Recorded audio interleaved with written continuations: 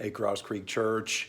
People had some great follow-up questions on the church-wide devotional plan for 2021, going through, as we've shared a number of times, Training Hearts, Teaching Minds by Starr Meade. The links have been in the Creek Week. I sent out a special little email through Shelby Next this morning with those links as well, and also to the schedule. Let me see if I can just share a little bit more to make sure everybody's getting off to a good start on this in this year, who's choosing to join us in this journey through the catechism and through some devotional readings each day of the week. As we start through this material this week, you're going to begin with question 1, and there are readings for Monday, Tuesday, Wednesday, Thursday, Friday, Saturday. So I misspoke if I said there were 5 for each week. There's 6 for each week, and you're going to look at those in the morning, and then in the evening for the same week that you're on, this week of January 3rd, you're going to look at question 2 and go through the Monday reading that evening. So this day, January 4th, we're on. You do the Monday morning reading on question 1, and then the evening you would do it question 2. A lot of folks have asked about the little schedule that we provided. Again, we're just trying to give you a reference point. So this was the week of January 3. You're looking at question 1. This is your morning reading, and then in the evening you would do the week of January 3.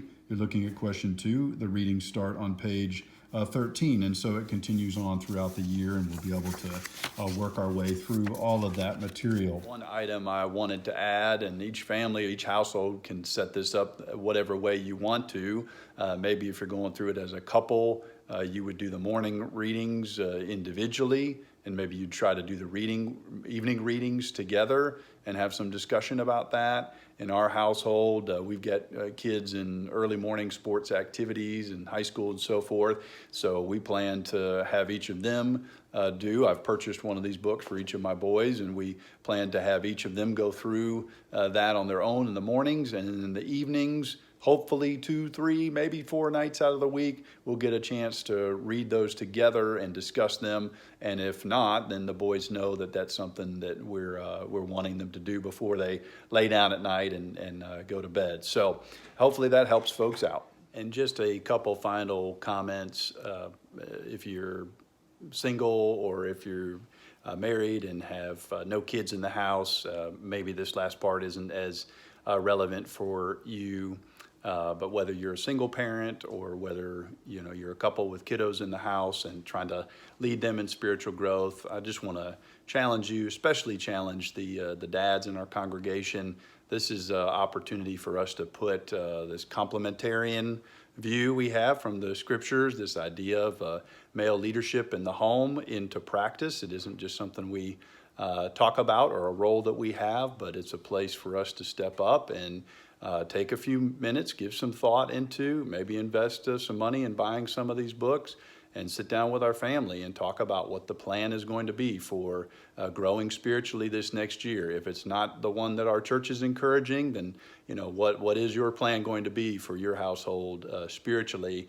And I'll just remind all parents, moms and dads, the kiddos don't like to eat their vegetables. They don't like to quit playing video games and go play outside.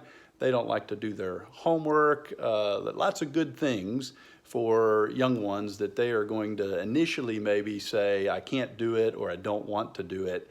And that we regularly say, no, this is what we need to do. This is part of who we need to be. And we have those expectations for them, and it's perfectly reasonable. It's still part of that gracious part of the gospel lifestyle to expect our young ones to rise to the challenge in the spiritual area in an age-appropriate way, whether that's leading, getting some time together as a family that mom or dad are leading a discussion, or whether it's them reading some of these things on their own if they're of age to be able to do that. So don't be afraid to aim high with your kids, and parents, step up. It's a great opportunity to lead and to invest in your kids spiritually, as I know each one of us wants to.